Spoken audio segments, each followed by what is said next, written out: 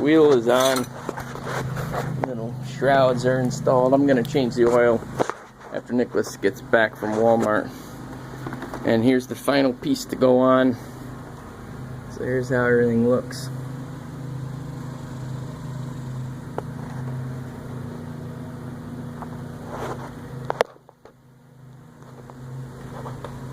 There's a seal under the head valve cover gaps. Under the valve cover.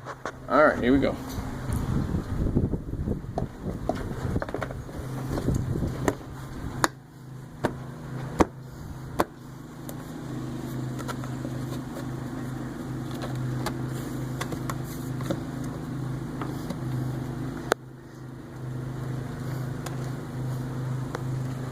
Okay, she is assembled, ready for cleanup and testing.